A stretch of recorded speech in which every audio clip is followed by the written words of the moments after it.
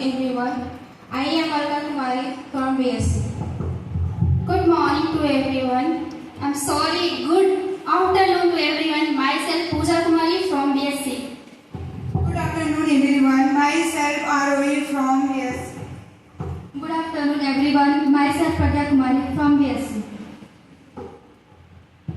यहाँ उपस्थित माननीय श्री अतिथिगण महोदय, हमारे महाविद्यालय के प्रधानाचार्य महोदय, सभी माननीय शिक्षक एवं शिक्षिका महोदय एवं यहाँ पर उपस्थित सभी क्लासमेट्स, आप सभी का हार्दिक स्वागत एवं अभिनंदन करते हैं।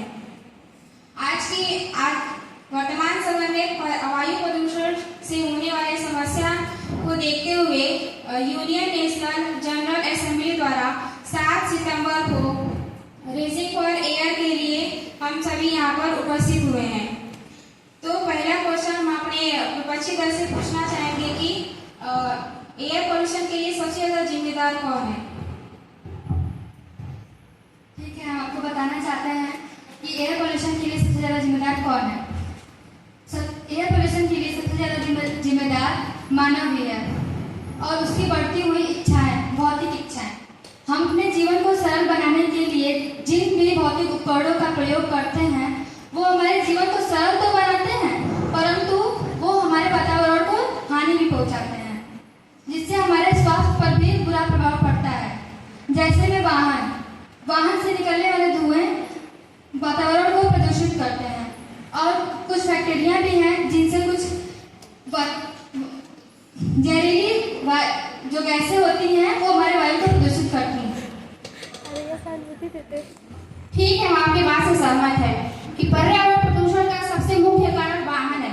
तो क्या आप ये बताएंगे कि वाहन का तो हमारे जीवन में बहुत एक विभिन्न अंग है जिसका यूज हम अपनी रोज की रोजमर्रा जिंदगी को आसान करने के लिए करते हैं। जैसे कि यदि कोई व्यक्ति है उसको हॉस्पिटल जाना है तो हम वाहन का उपयोग करके कम समय में और जल्दी से उसको हॉस्पिटल पहुंचा सकते हैं, या फिर अगर हमें लंबी यात्रा तय करनी है तो हम वाहन का यूज करके जल्दी से कम समय में वहां पहुंच सकते हैं। ठीक है, मैं आपकी बात से सहमत हूँ, लेकिन उसके लिए हमारे आदरणीय प्रधानमंत्री जी ने इलेक्ट्रॉनिक वाहन भी तो संचालित किया है। जी हाँ, बिल्कुल, हम आपकी बात मानते हैं कि माननीय श्री प्रधानमंत्री जी ने इलेक्ट्रिक वाहन का संचालन किया है, लेकिन आप एक बात बताइए कि मान लीजिए हम और इलेक्ट्रॉनिक वाहन से हम वायु प्रदूषण को थोड़ा कम कर सकते हैं, लेकिन एक बात बताइए कि जैसे हम इलेक्ट्रिक एम्बुलेंस से किसी मरीज को हॉस्पिटल ले जा रहे हैं और रास्ते में वो बैटरी डिस्चार्ज हो गई, तो क्या पेट्रोल पंप की तरह जगह जगह पे इलेक्ट्रिक वाहन को चार्ज करने की व्यवस्था है? आपकी बात भी सही है, ऐसा तो कुछ नहीं है, लेकिन हम अपने सरकार से निवेदन कर सकते हैं, उनसे आग्रह कर सकते हैं कि ऐसी भी सुविधाएं हमारे शहर क्षेत्र में होनी चाहिए। जगह जगह पे इस बैटरी को चार्ज करने के लिए ऐसी व्यवस्थाएं भी होनी चाहिए, जिसके लिए हम धरना भी दे सकते हैं या कोई और उपाय भी कर सकते हैं। तो क्या इससे पोल्यूशन नहीं होगा? अगर 1000 लोग एक जगह इकट्ठा होकर शोरगुल करेंगे तो इससे भी तो पोल्यूशन बढ़ेगा। हाँ, तो उसके लिए भी एक उपाय है। हमारे इतनी सारे फोन और मोबाइल यूज करते हैं, हम मोबाइलों के द्वारा हम उसको ऑनलाइन पोर्टल पर जाके भी तो हम उसकी सूचना दे सकते हैं, जानकारी दे सकते हैं। यही तो बात है, आजकल का सबसे बड़ा प्रदूषण मोबाइल ही तो है। मोबाइल से निकलने वाले हानिकारक रेज, जिनको फिजिक्स में रेडियो फ्रिक्वेंसी कहते हैं, जो एक प्रकार की अनौपचारिक विद्युत चुंबकीय विकिरण होता है, जो मोबाइल सिग्नल और वाईफाई के कनेक्शन के लिए यूज किया जाता है, और दूसरा मोबाइल से निकलने वाले नीले रेज, जो कि हमारे त्वचा और आंखों के लिए हानिकारक होते हैं। वो दिन दूर नहीं जब हम ऐसे स्टेज पर खड़े होकर फोन प्रदूषण को दूर करने की मांग करेंगे।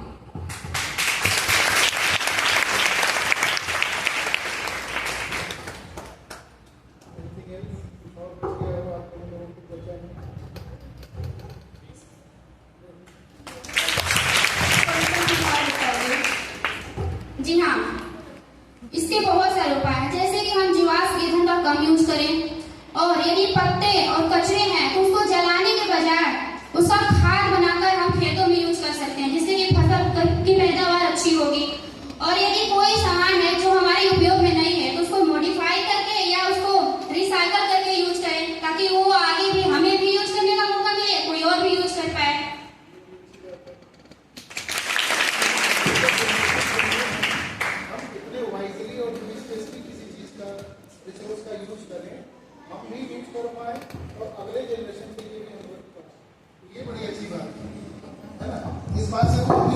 जरूर सहमत होंगे कि भाई आज भी हम उन चीज़ों का प्रयोग करके अपना जीवन आसान बना पाए और इतने बुद्धिमत्ता का परिचय दें कि वो हमारे अगले भावी पीढ़ी के लिए भी वो हम बचा पाए।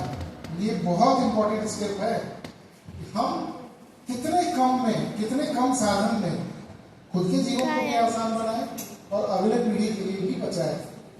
परफेक्ट पॉइंट है, परफेक्ट पॉइंट है।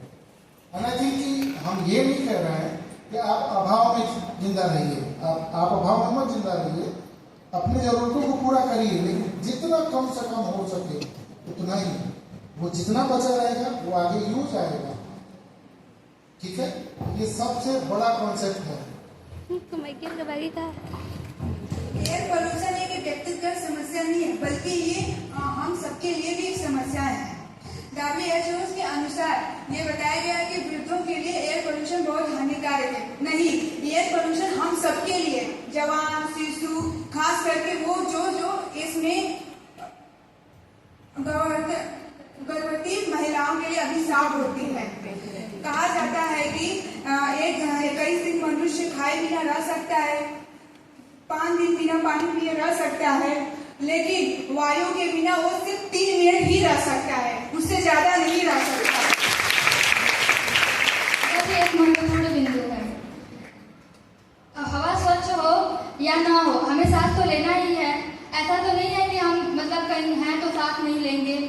अब ऐसा होता अगर हम सांस रोक पाते तो 1984 में हुए जो भोपाल में गैस की जो त्रासदी हुई थी, उसमें लोग चाहते तो सांस रोक के भी वहां से भाग सकते थे और वो लोग आज जिंदा भी होते अगर वो लोग ऐसा करते तो। लेकिन उन्होंने ऐसा नहीं किया क्योंकि ऐसा पॉसिबल ही नहीं है, क्योंकि हम सांस रोक नहीं सकते। इसलिए हमारी जिम्मेदारी बनती है कि हम अपने हमारा जो वातावरण है उसे प्रदूषित होने से रोकें, हम उसे शुद्ध हवा बनाए। और जो हम इसलिए हमें यह प्रण लेना होगा कि हम आज ही से अपने वातावरण को शुद्ध और आसमान को नीला बनाए रखेंगे। और सिर्फ कहने से नहीं होगा, हमें यह करना होगा। जब तक हम आगे नहीं बढ़ेंगे कोई और आगे नहीं बढ़ सकता। हमें किसी और पर निर्भर नहीं रहना है, हमें ये खुद करके दिखाना होगा। क्योंकि हम किसी पे डिपेंड रहेंगे तो हमें क्या पता वो आगे करेगा या नहीं करेगा। पहले हम खुद करेंगे, उसके बाद दूसरे पर निर्भर रहेंगे।